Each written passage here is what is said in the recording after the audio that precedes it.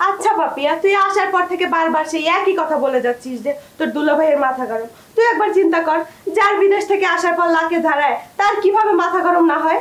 তোর কথা না হয় ঠিক আছে, কিন্তু আমার প্রশ্ন হইল লাগে হারাইলে এয়ারপোর্ট থেকে হারাইবো, এই গ্রামে গঞ্জে এসে কি জন্য হারাইবো? এই কেস তো আমি জীবনে শুনি নাই। জীবনেও শুনিস নাই, আজকে তো শুনলি। আপা, তোর কি মনে হয় লাগেজ ব্যাগ কে চুরি করতে পারে? শুনছি তোদের গ্রামে নাকি আতুর নামের একজন চোর আছে, আর সে নাকি অনেক বড় মাপের চোর। তোর কি মনে হয় সে নিছে? না না, আতুর ভাই চোর হইতে পারে, তাই বলে এত বড় কাণ্ড তো সে করতে পারে না। চোরের আবার ভরসা আছে? ভালো করে খোঁজ নিয়ে দেখ তো গো লাগেজ ব্যাগ চুরি করছো এতর চোরই। আর আপু একটা জিনিস বুঝলাম না, এত বড় একটা কাজ ঘটে গেল, তোদের বাড়িতে তো একটা চেয়ারম্যান মেম্বার দেখলাম না। ভাবি, কি অবস্থা? আপনারা কেমন আছেন? কি ব্যাপার টিক্কা, তুমি এত রাইতে এখানে আইছো কেন? আমি আসলাম তো আপনাকে খোঁজ খবর নেওয়ার জন্য। তাই বলে তুমি এত রাইতে হুট করে আমার বাড়িতে চলে আইবা? আরে ভাবি, এখন তার কোনো সমস্যা নাই, রফিক ভাই আসছে না, সেজন্য আসছি। তবে কি খবর আপনার? কার কথা বলছিলেন, কে আসবে? আপনার আসার কথাই কইতেছি বেয়াই। যাক, আপনার বোন তো কোনোদিন করলো না, আপনি করছেন, সেজন্য আপনাকে ধন্যবাদ। তা ভাবি, রফিক ভাই কেউ নাই? ডাক দেবো তারে? না না ভাই, থাক, বাইরে আপাতত এই মুহূর্তে দরকার নেই। এত রাত করে আপনি কেন আসছেন? কি যে করছেন না ভাবি, কারণ ছাড়া কি আমি আপনাকে বাড়ি আসতে পারি না?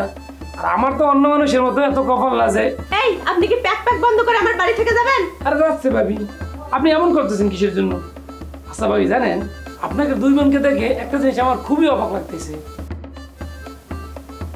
কি জিনিস? এই যে বিউটি ভাবি, তার বিয়ের পর থেকে আমি তারা দেখে যাচ্ছি। আমি মাঝে মধ্যে ভাবি, একটা মানুষ এত সুন্দর থাকে কিভাবে?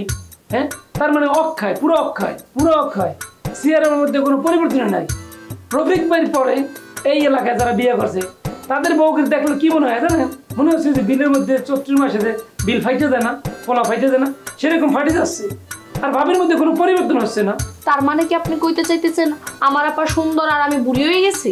আরে না না না, আপনার দিকে তো আসতেছি।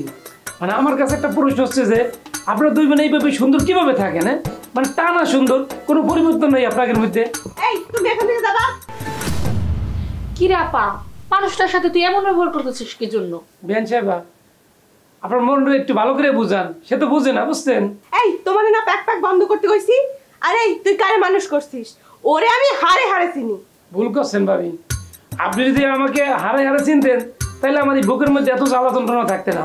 দেখো, তুমি যদি আমার ঘর থেকে না যাও তাহলে কিন্তু আমার ঘরে নতুন একটা ঝাঁটা আছে। থাক ভাবি, কষ্ট করে আপনার নতুন ঝাড়া আনার দরকার নাই, আপনাকে দেখেই আমার স্বাদ মিটে গেছে।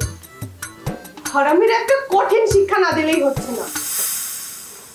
বুঝলাম না আপা, তুই তার সাথে এমন ব্যবহার করতেছিস কি জন্য? আরে তুই বুঝবি না, তোর দুলাভাই যখন বিদেশে ছিল এরা আমার দিনে রাতে জ্বালাইছে, আর এখন আইছে আলগা পিরিত দেখাইতে। উফ, আর একজন যে সেই গেছে কোনো নামগন্ধ নাই।